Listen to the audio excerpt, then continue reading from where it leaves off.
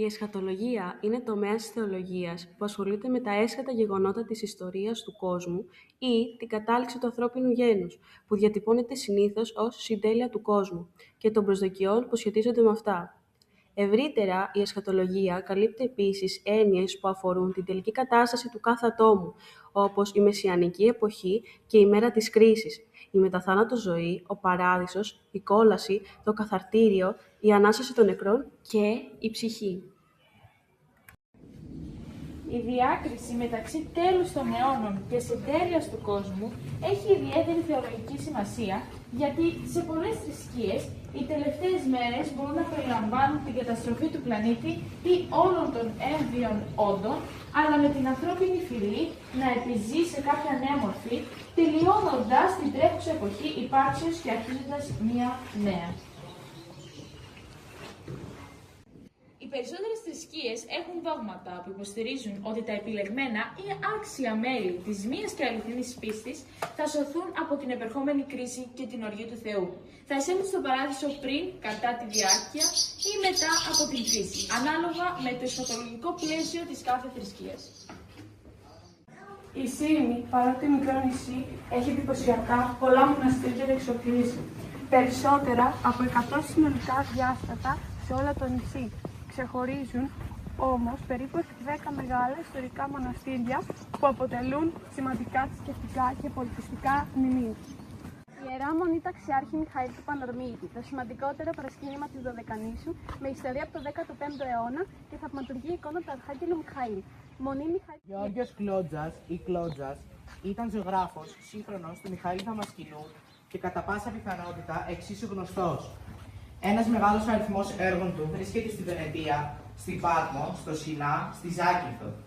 Έγινε διάσημος για τις φορητές εικόνες του, οι περισσότερες από τις οποίες είναι μικρογραφίες, και για τα τρίπτυχά του.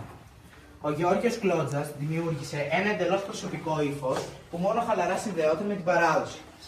Επηρέασε τους συγχρόνους του, αλλά και ζωγράφους της επόμενης γενιάς, όπως ο Θεοδωρής Πουλάκης και ο Ηλίας Μόσχος. Ο Κλότζας παίρνει ένα θέμα διαδεδομένο μόνο στη δυτική τέχνη, προσπαθώντας να το εντάξει στην ορθόδοξη παράδοση, γεγονός που δείχνει την ισχυρή προσωπικότητά του και τις μεγάλες του ικανότητες. Ο Γεώργιος Κλότζας δεν ήταν απλός αγιογράφος, ήταν και συγγραφέας και μικρογράφος, ένας καλλιτέχνης με πολλές δεξιότητες. Προερχόταν από εύρωπη οικογένεια στο Χάνδακα, το σημερινό Ηράκλειο. Αυτό σημαίνει όχι μόνο οικονομική άνεση, αλλά και πρόσβαση σε μόρφωση, βιβλία, χειρόγραφα και έργα τέχνης. Πιθανότατα είχε δει ιταλικές χαλκογραφίες και πίνακες που κυκλοφορούσαν στα μεγάλα λιμάνια. Η επαφή του με Ανατολή και Δύση διαμόρφωσε το ιδιαίτερο ύφος του. Το ύφος του χαρακτηρίζεται κυρίως από δύο στοιχεία. Πρώτον, το λεγόμενο horror βανκού, ο φόβος του κενού. Οι συνδέσεις του είναι ασφυκτικά γεμάτες χωρίς κανένα κενό. Δεύτερον, η έντονη αφήγηση. Δεν ζωγραφίζει μια στιγμή, αλλά ολόκληρες ιστορίες μέσα σε μια εικόνα. Συνδυάζει τη βυζαντινή αυστηρή δομή με τη δραματικότητα και την κίνηση της δυτικής τέχνης. Ας δούμε τώρα το ίδιο έργο. Τη σκηνή της Δευτέρας Παρουσίας που σώζεται εδώ στη Σύμη και συγκεκριμένα στην Παναγιά του Κάστρου, στο κάστρο του νησιού. Η εικόνα οργανώνεται σε οριζόντιες ζώνες.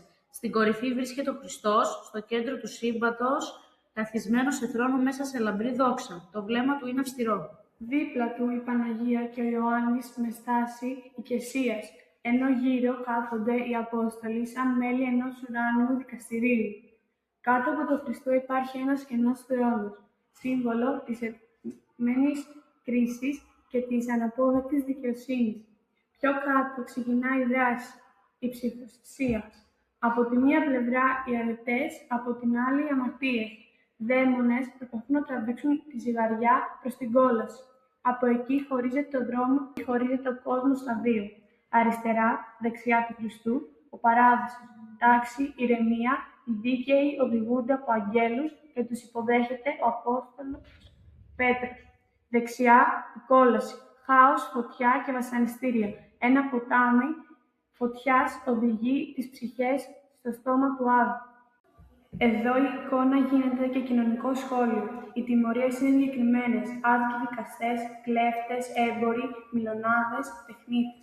ο Κλότζας απεικονίζει ολόκληρες κοινωνικές ομάδες.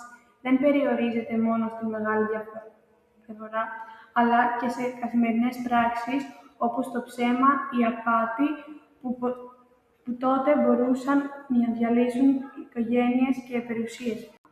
Η εικόνα λειτουργούσε σαν οπτικό βιβλίο για τους αναλφάβητους και ταυτόχρονα ως εργαλείο κοινωνικού ελέγχου.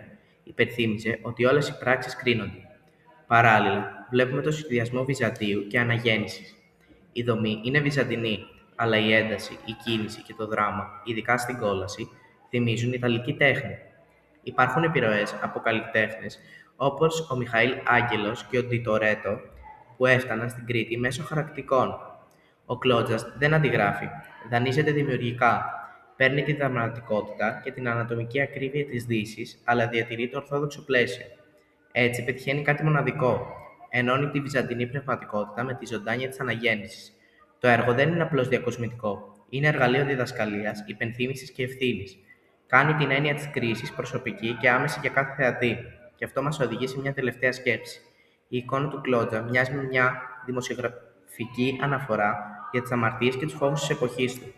Αν ένας καλλιτέχνης σήμερα ζωγράφιζε μια σύγχρονη κόλαση, ποιες θα ήταν οι αμαρτίες που θα απεικόνιζε? Ποιοι οι φόβοι και οι κοινωνικές παθογένειες της δικής μας εποχής? Η επιλογή του Αρχάγγελου Μιχαήλ να συνδέεται με την εικόνα της Δευτέρας Παρουσίας δεν είναι τυχαία. Έχει βαθιά θεολογική και συμβολική βάση μέσα στην Ορθόδοξη παράδοση. Ο Μιχαήλ είναι ο αρχιστράτηγος των ουράνιων δυνάμεων.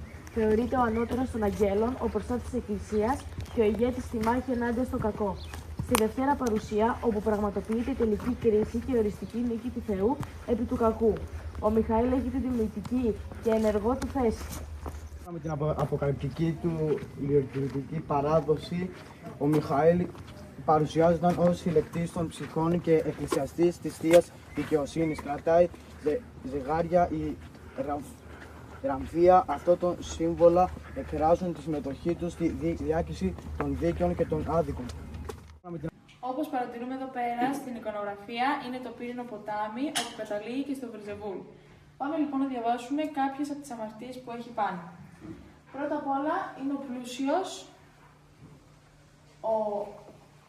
ο λιδωρός, ο φόνος, ο αρσενοκίτης, ο φιλάργυρος, ο κλέφτης, ο ψεύτης.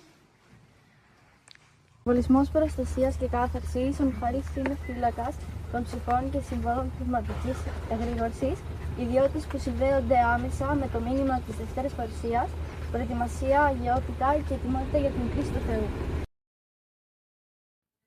Εικονογραφική παράδοση. Σε πολλούς ναούς, ιδιαίτερα όπου δεσπόζει η παράσταση της Δευτέρας Παρουσίας, η μορφή του Μιχαήλ βρίσκεται δίπλα ή κοντά στο Χριστό κλητή ή στο χέρι του Θεού, υποδηλώνοντας τον ενεργό του ρόλο στην κρίση και την τάξη του ουρανού. Ολοκληρώνοντας την παρουσίασή μας, πιστεύουμε πως κατέστη σαφής η αξία της πολιτιστικής κληρονομιάς του νησιού μας ως προς το εικονογραφικό πρόγραμμα των μονών και των εκκλησιών του. Μία κληρονομιά που συνεχίζει και σήμερα όχι μόνο να αποπνέει σεβασμό στους πιστούς, αλλά και θαυμασμό στους επισκέπτες τους. Για εμάς, τις επόμενες γενιές, η αξία τους είναι αδιαμφισβήτητη, όπως και η ανάγκη προστασίας και προβολής της. Σας ευχαριστούμε.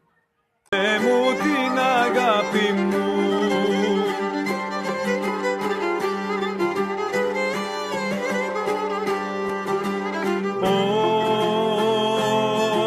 λέπε μου την αγάπη μου, να είναι βοήθεια σου, να είναι βοήθεια σου.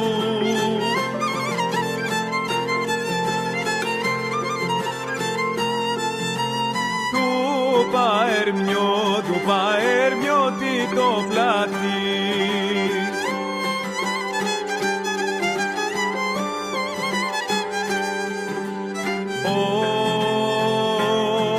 του Παέρμιωτη το πλάτη, είναι ένα νοχαλίκι, είναι ένα νοχαλίκι.